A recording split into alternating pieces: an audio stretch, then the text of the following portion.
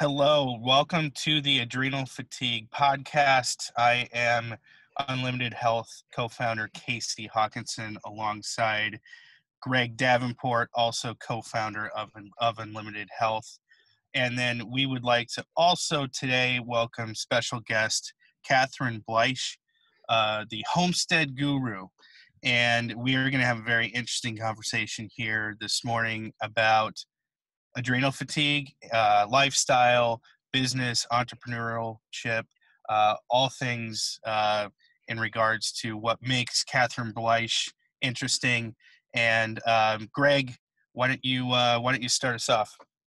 Sure. Hello, everybody, and welcome, Kat.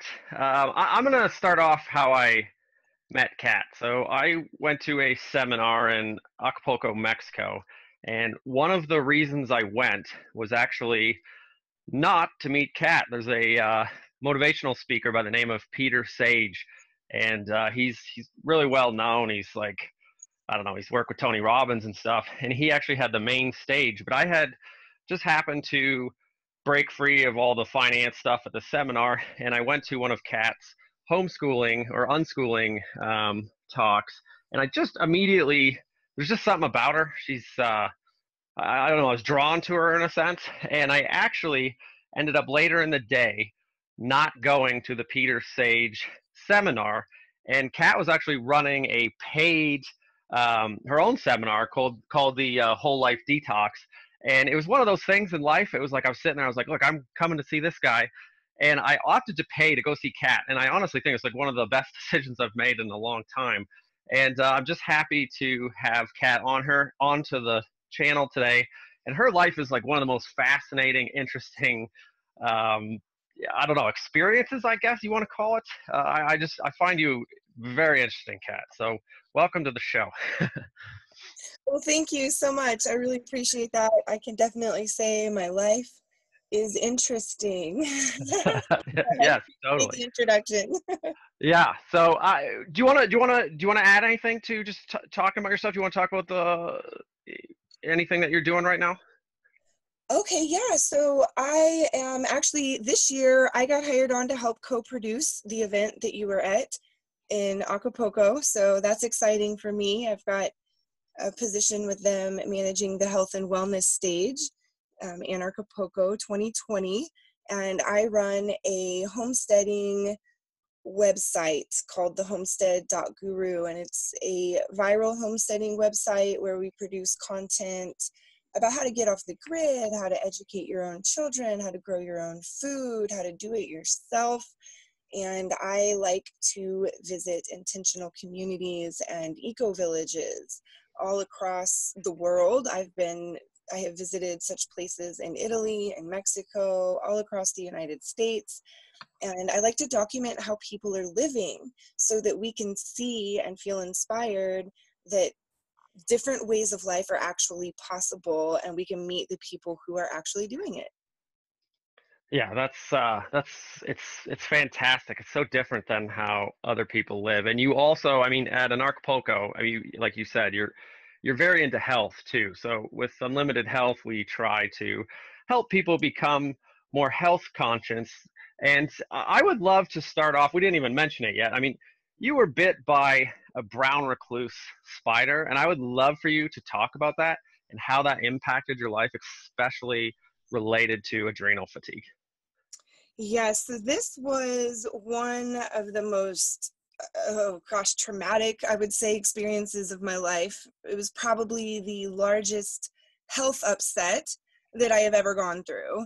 I live in a converted school bus, so for the last 4.5 years, where my home is parked has changed, and sometimes that's frequently, sometimes it's long-term.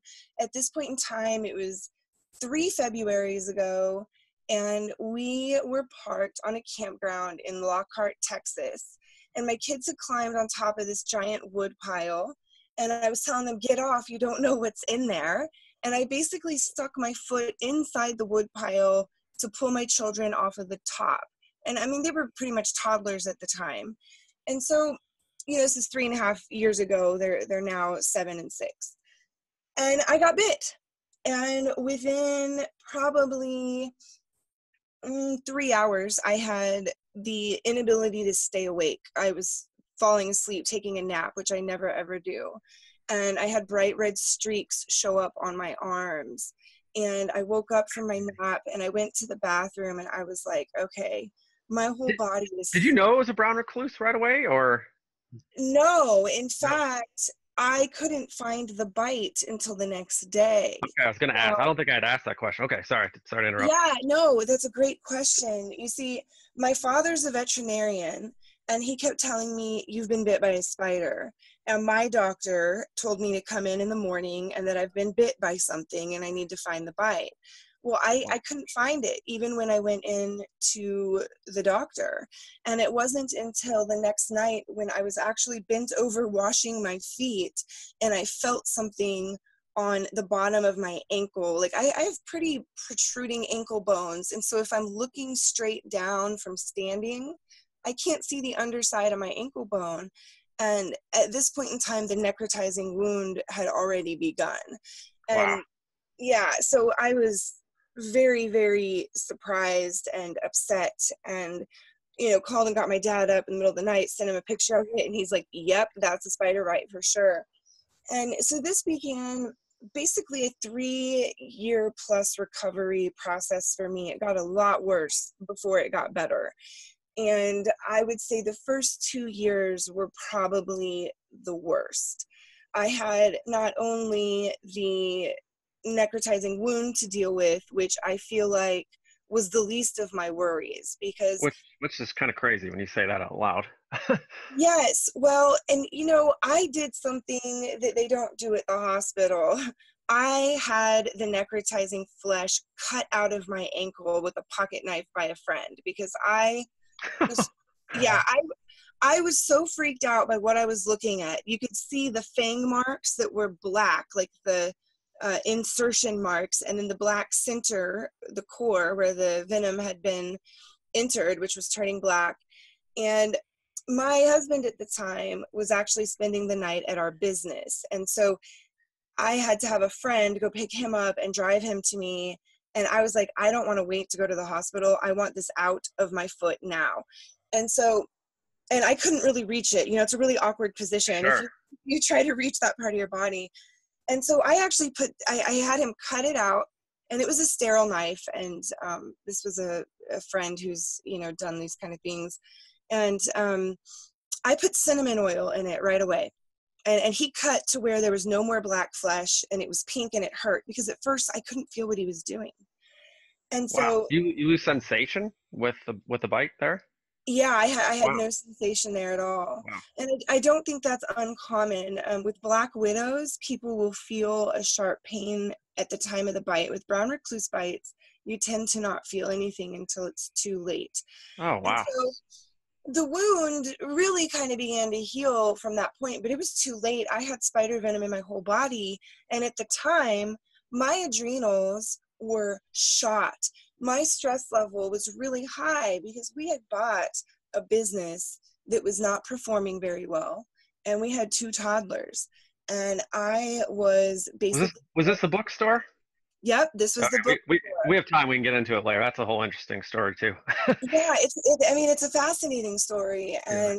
And, in hindsight, part of me thinks I wouldn't do it again. But, I've learned so much because of the challenges that came from that.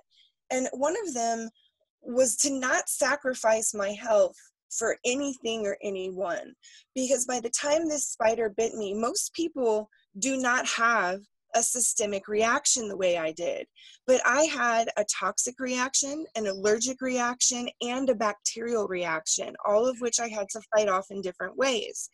And I believe strongly that if I had been managing my stress, managing my health, supporting my adrenals through this process, I would not have been knocked down so hard by this spider. And then, of course, this creates a cascade of Yeah. health issues that resulted in even greater adrenal depletion. And it's sort of serendipitous or ironic, I guess, that I met you when I did, because another speaker at this event, Luis Fernando Mises, he got bit by a brown recluse spider about a year and a half before me. So he's about a year and a half ahead of me on the healing journey. And boy, I have just followed him, you know, in lockstep. My inflammation went down, you know, between the 2 and 3 year mark. That's the same thing that happened to him. Wow. And he tipped me off right around the time that I met you that my adrenals might be really, really suffering because of the severity of my systemic reaction. And so I had started researching adrenal fatigue and come to the conclusion that yes, my adrenals were completely shot, and that had caused a cascade of issues affecting my thyroid and other issues in my body as well. And I decided to start supporting my adrenals. And thankfully, I had found you all, and I started using your adrenal fatigue supplement. And I will tell you, within the first 24 hours, I felt like a completely different person.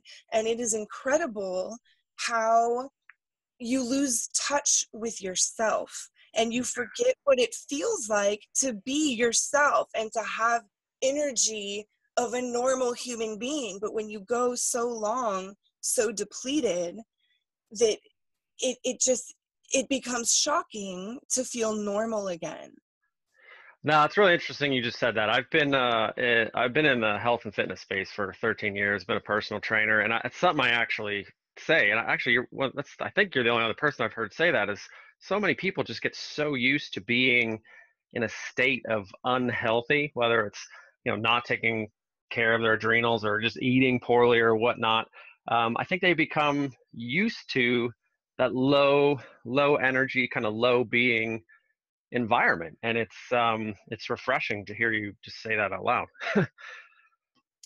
Yeah, it's incredible how we are very adaptable creatures, and we can adapt to really high stress situations. I mean, we're designed to live in Right. the wild, you know, and to survive all sorts of weather conditions and different things. But the pressures that get put on us by modern society, through, if we're trying to be an entrepreneur or if we're working a regular job, I mean, it doesn't really matter what life design you are creating for yourself. Our society puts a lot of pressure on us, and if we are not managing our stress levels and our health, then our adrenals are basically under attack every single day. Yeah. And you lose track of it. You just Yeah. completely it. Yeah, no, absolutely. I would love for you, I mean, this is a recap for me, but I would love for you to maybe talk about your healing process, kind of like the whole life detox, if you want to, because I think a lot of our listeners I think they'll just relate to you. And I just found your whole life detox seminar just fascinating. So I don't know if you want to talk about just kind of the recovery process, like a little bit more in depth, like what you did just to detox your whole life, because it does, like you're saying, help people increase energy, help your adrenals heal. And I would love to hear it. Yes, absolutely. So I guess for me, this process of experiencing such a high level of toxicity, it actually became a blessing for me, because it actually was, I guess, a metaphor for all of the other areas in my life that were burdened with toxicity. Because our toxic lifestyles, they are not just about your physical body. They Yes. are about what you're thinking. Toxicity can be found in your emotions. Toxicity can be found in your finances and the way in which you create and manifest money into your life. Toxicity can be found in your home and in your relationships. And all of these areas are very closely and interconnected with our physical health and with our body. And so as I went through this process of detoxing the brown recluse venom from my body, I had to take a really, really honest look at all of these other areas in my life, because I was being shown by this spider bite, by this health crisis, that everything in my life was actually toxic. I mean, not everything, I'm not speaking in absolutes, but a lot of the Well, things in my I life. mean, I remember one of the things that stuck out when I remember talking to you about just being toxic was you had there was a lot of like clothing you couldn't put on your body without having massive reaction. And you just think of like the stress involved with that, you know, hammers the adrenals, and I mean that it's on a level I don't think most people understand. Yeah, I mean, it's incredible. And so, I became very sensitive to synthetic clothing and Yeah. synthetic, air fresheners and things like that. So the way I start my workshop, my whole life detox, is talking about your home, And because you're still doing that, correct? The whole life yeah, detox? Yeah, okay. I Okay. still do it, and I have an online version that I haven't launched yet because I've just been busy, but it's all taped and ready to roll. But I am Yeah, whenever you get that up, anybody listening to this should absolutely sign up for it. I found it incredible. As someone who's been in the health and fitness world and helps other people for as long as I have, I was pretty moved at how much information you were throwing out, and it's the value in it. It's fantastic. So just highly recommend it whenever you get it up. Yeah, thank you for that. I really appreciate it. I felt like the process I went through was worth it for other people to hear about, because I very systematically detoxed my life. And I started with my home environment, with things like my closet. And I realized that not only is it about the synthetic materials that were bothering my body, and think about it, if it was bothering me when my toxicity level was so high, that means that my body was having to deal with it even when my toxicity level wasn't that high. It was adding to my toxic load in general. So this is something for everybody to be aware of. What are you putting on your body? Your skin is the largest organ in your body, and it is your largest detox organ. And if you are putting synthetic material on it, over it every single day, that's going to affect your health. It's going to affect your body's ability to detox. So I decided, one of the examples of a tip that I give is that I set a criteria for my closet. And for me, it has to be 95% natural fibers to accommodate for elastic, because, like yoga pants and things with elastic bands. Yeah.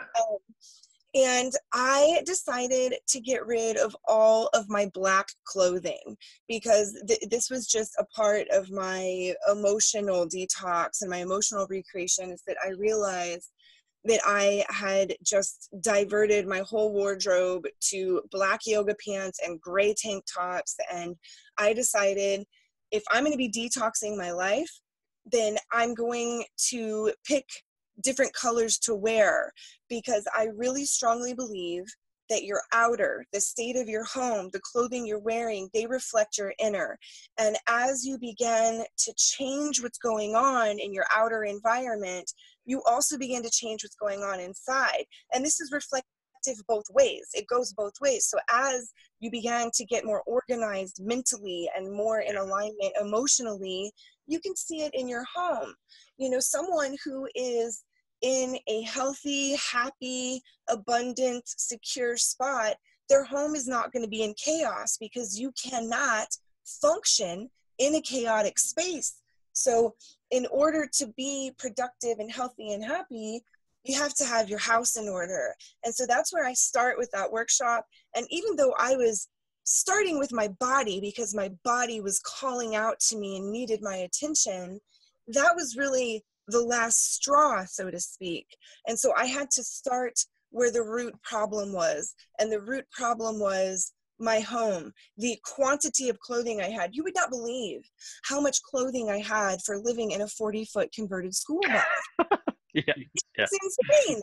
I mean, Yeah. it was absolutely insane. And so just to keep that organized and to keep that in a state of non-chaos was not possible. And so now I have what can fit in a suitcase always. And I like that, because I don't have too much to deal with. I don't have too much to handle. And I can't go 3 weeks without doing laundry and then creating a massive pile that I have to then sort through and deal with. I have a load of laundry plus some extras, And that has completely transformed my life. It has given me more time. It has given me less clutter, less chaos in my home. And so these things are interconnected, and they Oh, really, 1000%. Yep. And from my experience, from just, I think I ended up asking you a lot of questions while you were talking about that. And having gone through that, like you give tips and stuff, and the one thing, at least the way you laid stuff out, it kind of gave you a checklist to kind of get stuff done within a certain amount of time. It's improved my life. It's impacted in a positive sense. And what was more important, I think, it made my relationship with my wife better, because we have kind of little differences of opinion of what or how much stuff we should have. And just walking through that was incredibly helpful for me. And so I want to thank you, because it benefited my life, and it made my relationship with my wife better. that gives me goosebumps. I am so pleased to hear that. And really, this is what it comes down to. As our relationships improve, as the state of our home improves, as our mental Everything state gets better. improves, everything gets better, Yeah. and that burden on your adrenals starts to be reduced. And, I feel like our adrenals really are sort of a launching point for health issues in the rest of our body. And if you can start to take the pressure off of your adrenals and start to support them in a way where they are functioning at their max capacity, then everything starts to function with more grace, and Yeah. things become more smooth. Here's a question for you. What do you have any personal, say, because I do, and I can talk about too, but do you have any personal kind of tells or triggers where you're starting to notice stress come up in your life, which would be starting to wear on the adrenals? Are you aware enough to notice that? Yeah, so I think the first thing for me is probably my sleep. When Yeah. I find that I am unable to rest at night, that means that I am probably not meditating enough. It means that I am probably not journaling enough. It means that I am probably not talking to my therapist enough, or in other ways, just kind of getting the things that are causing me stress in my brain out. They're trapped Mhm. in there, and it's keeping me awake at night. So that is definitely a big indicator for me. A second is that I start to feel inflammation in my body again. And once I start to feel inflammation in my body, I know, I am under way too much stress right now. How does that manifest for you? You feel it in your joints, or just pain, or like sore in your lower back, or what do you feel? Maybe all the above. Well, I think for me, there's two really big symptoms, and they've sort of, I would say, have developed since the spider bite. It used to manifest in headaches and back pain, but Hmm. now I think because I do so much yoga that my muscles don't get as tight from stress as they used to. But That's good. I will wake up with a puffy face, Oh, and interesting. my eyes and my lips will be visibly swollen for the first hour of the day.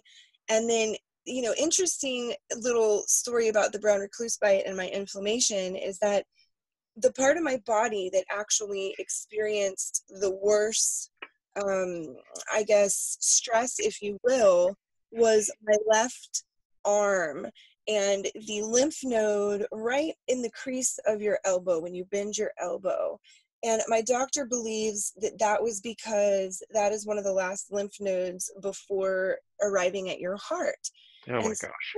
this part of my arm will actually back up with lymphatic fluid. So in between the crease in my elbow and my wrist will start to become a little swollen and tender, and that's lymphatic fluid building up in that lymph node right there. And so I'll do some manual, lymphatic drainage, and movement is really important for getting lymph moving through your body. And that's why I became such a proponent of yoga, was because I needed that detox function. It's a manual function in your body, the lymphatic system. It's not like your respiratory system or your blood circulatory system that are kind of functioning on their own. the lymphatic system, you have to move for it to work. And so the more you sit, the less your body is going to be moving lymphatic fluid through your body, and the less your body is going to detox. And so for me, movement has become a really important part of my healing journey. And I believe that that is critical for adrenal health, that if you're not moving and you're just sitting there and these toxins become stagnated in your body, your adrenals have to work overtime to deal, because that's a physical stressor for your body. Oh, yeah. Yep. Toxic load. And so, you know, our adrenals, they have to deal with all the types of stress that we are faced with, which are, you know, physical and emotional and mental. And so we can experience stress in a variety of ways. And I believe one of the most stressful things that our bodies can go through is being sedentary and not moving enough. Oh, I mean, I consider myself a mover. Like I said, I mean, I've been helping people move around for the better part of 13 years, and there's a lot of people that are probably listening to this that are suffering with adrenal fatigue. They may be kind of deeper into it. So yoga and just even light walking are two of the best things you can do if you're suffering from adrenal fatigue. So I 1,000% agree. And even if you're not suffering from adrenal fatigue, just everything Kat's saying, just it helps to release the body and then de-stress the mind, just getting up and moving around. Did you have any questions, Casey? Yeah, you mentioned meditation. So Kat, That's so. I thought you might go there, man. That's funny. I was gonna ask. Yeah. yeah. I just thought to myself, do you, I guess question being, how often do you meditate, or is it relative to how much stress you face on maybe any given day or week? That is a fantastic question, and I can honestly say that it ebbs and flows, and the types of meditating I do vary. So, for example, right now, my children are spending their summer with their dad, and my daughter has been calling me really stressed out. And so we've meditating together via video chat, and that's not a way Oh, wow. I've never meditated that way before. You Yeah, know, how's so that work? yeah, I mean, it's fantastic because it helps her to get centered, and I'm able to sort of, you know, guide it with affirmations and help her to get centered and remind her that she can always find me in her heart. She can always feel me. And so the thing I like about meditation is that it is fluid and you can ebb and flow with it. So, you know, there's a moving meditation that I do while I'm swimming. And when I'm swimming laps, I over and over repeat the mantra, strong body, strong mind, strong body, strong mind. And this is, it's something that I do for myself to remind myself that I'm not weak and that I can overcome my life circumstances. Sometimes when I'm sitting in the sauna, I will meditate and I will, you know, tap my 4 fingers to my thumb in succession, and I will repeat a mantra of a certain type over and over and over. And, you know, after I got bit by the spider, I had to do body scans, which is a type of meditation, because I was in so much pain. I mean, this cascaded into all of these issues, and I developed really awful stomach issues and digestion issues. There were days where I literally could not get out of bed. My stomach hurt so bad. And I found this app on your phone, and it's called Stop, Think, Breathe, Meditate. And they have these body scan meditations, and you can buy the extended ones. And so I would often have to do the 40-minute body scan 3 times.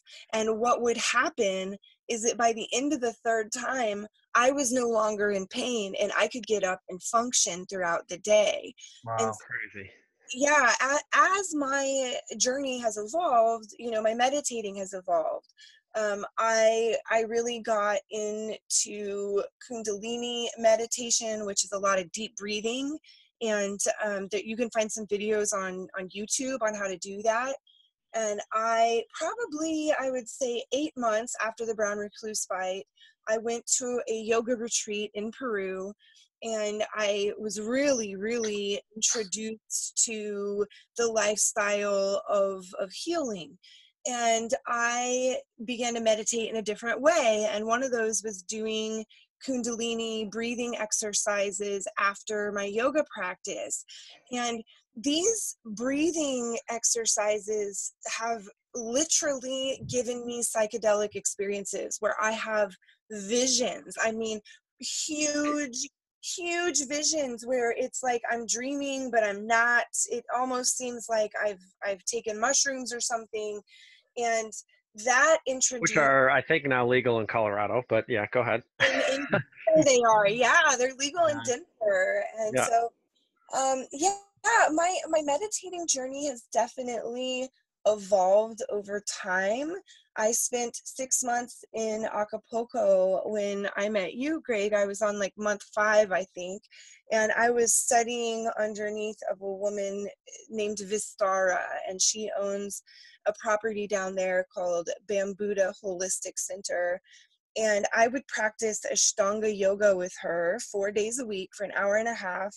And she introduced me to so many different types of meditation. And she studied under Osho in India for several years.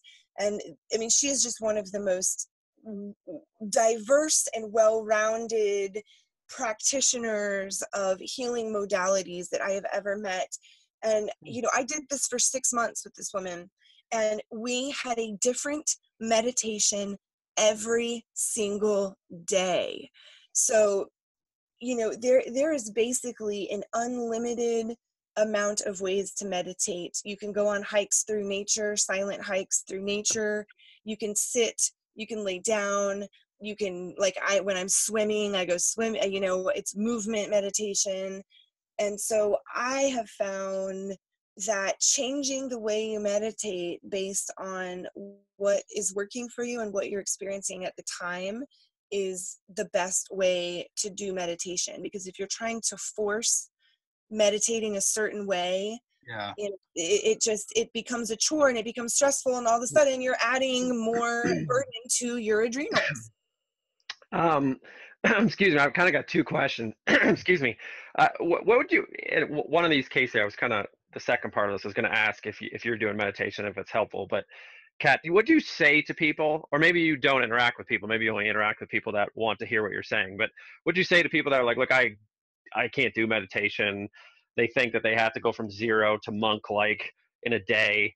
And just someone who's into, you know, stressed out, you know, Western lifestyle, and they're like, I can't even concentrate for more than 30 seconds. I mean, what do you say to somebody like that? Just start with a minute. You will find that by focusing on breathing for 1 minute will change your life. And you know, there's like anger management stuff where they say count to 10. That's a form of meditation. Sure. And I think for me, something that I have to come back to as frequently as possible is my breath. Because when we are so consumed with stress, we begin breathing really shallow, and we're not getting enough oxygen into our bloodstream, and our breath really impacts our health overall. And so if you can just come back for 1 minute, if you're feeling stressed out, just close your eyes at your desk at work, or go into the bathroom if you're a stay-at-home mom and shut the door, and just for 1 minute focus on breathing. And they have apps on your phone where you can set them to just 1 minute. There's an app called Meditation Studio that I really like. It also has children's meditations, and so I'll turn those on when we're laying down to go to bed at night. You know, there's all sorts of, it's kind of ironic, but there's technology Right. Yeah. that is there to help you with meditation. And if it's just saying, just going on a walk through nature is meditation. Yeah, that's right. Do you meditate, Casey? I mean, and have you found any benefits to it? Yeah, I mean, it was funny. Kat mentioned deep breathing, and Greg, I kind of had this experience with you. Like, remember when we went to that entrepreneurial seminar in Austin? What, about 3-4 years ago now? Yep.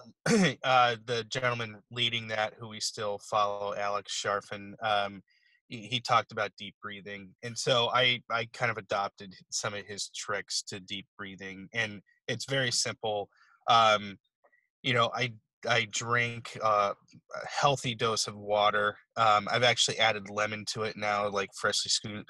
I believe lemon is actually kind of like a just a wonderful additive to help digestion and all that. So I just do, two big glasses of lemon water in the morning, and then a lot of deep breathing. So Do you probably Casey, about 10 to 15 minutes of deep breathing, and that helps me energy wise yeah, throughout okay. the whole day. And if I ever feel like an energy depletion, because I do drink like 1 or 2 cups of coffee in the morning, and then that's it. But if I ever feel like an energy depletion, that's where I go straight to deep breathing, and then whether it's 30 seconds or a minute, and then I'm kind of back. So Yeah. I totally subscribe to the theory of breath and breathing really is helps you helps you energy wise throughout your day. Yeah, and I mean, I hopefully I'm not embarrassing you at all, Casey. Casey is literally he is the most driven person I've ever met. But I think that comes with a cost of a little bit higher stress. So do you notice you're more relaxed or anything? It's good that you get more energy from it. Do you notice anything else? Yeah, I've always been a sound sleeper. I've never had trouble sleeping or anything, but yeah, it just it helps it helps balance me out in the morning. I'm not running, and my mind isn't racing a mile a minute. I'm getting into the morning more kind of who I want, the person I want to be, rather than thinking about a to-do list of a lot of things that I've got to accomplish. So Okay.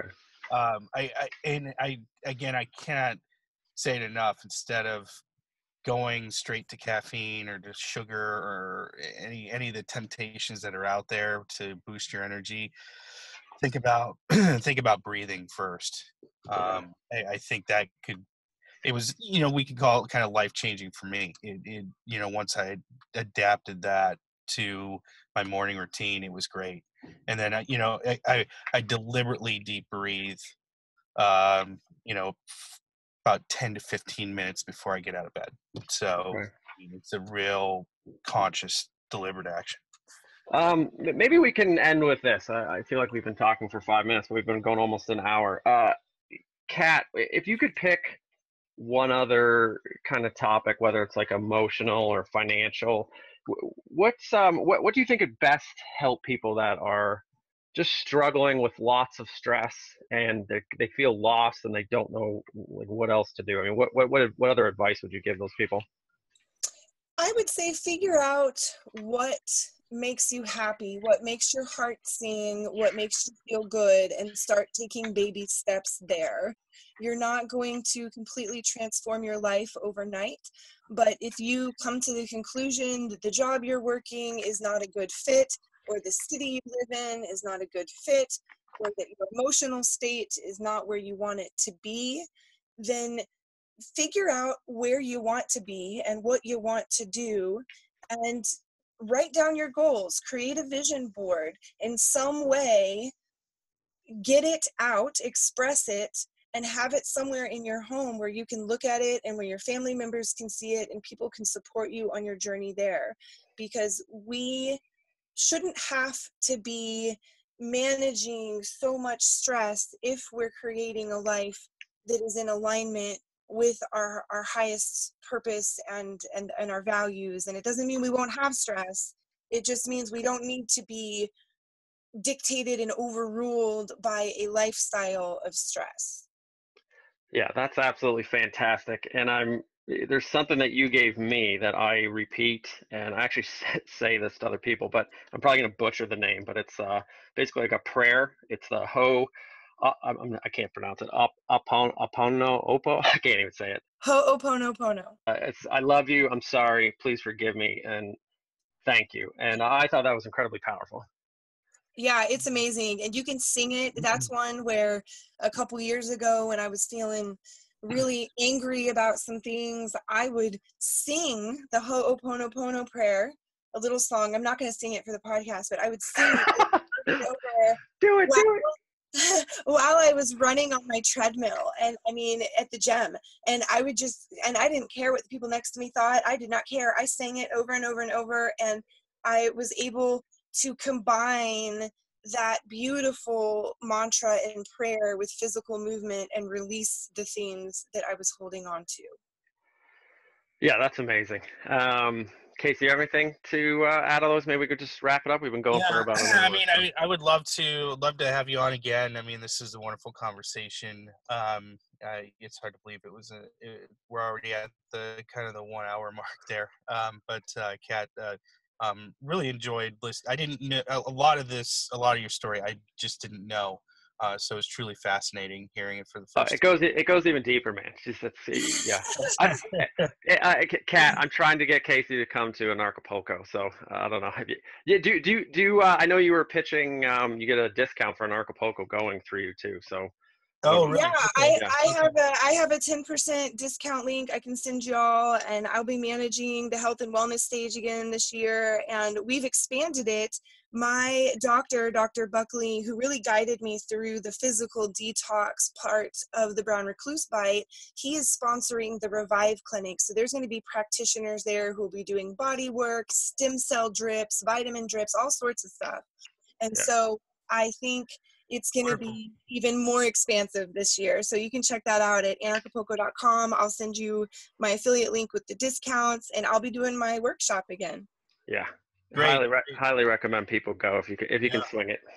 Yeah, for sure. Well, that that kind of wraps us up then here for today. So, but Catherine, thank you so much.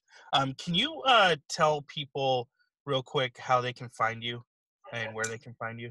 Yeah, absolutely. My viral homesteading website, excuse the barking dog outside, we made it this whole time until now. Oh, it's not. It's fine. www.thehomestead.guru, and you can also find me on Instagram at rewild.child. Okay, and do you have a Facebook page as well? Yep, I am on Facebook, Catherine Bleish, Bleish. She posts some good stuff on there. I follow her. I follow the Facebook. I've got to start following the Instagram. But great, awesome. Thank you for coming on. I'm almost for certain we'll do this again and continue forward with the conversation. Greg, do you have anything else to add? No, I follow Kat. I love everything she puts out into the world, and she's a force for positivity and change. And I think we need more of that in the world. And I'm just happy that we met, and thanks for coming on. Yeah. Awesome. And so, just so you all can find us again, at Adrenal Fatigue _ on Instagram, and then you can also find us on our website. It is www.unlimited-health.com. So that's where you can find us, and feel free to reach out to us with any thoughts and questions about this podcast, and we will get right back to you. For Catherine Bleish, myself, Casey Hawkinson, and Greg Davenport, thank you so much for spending this hour with us. You have been listening to the Adrenal Fatigue podcast.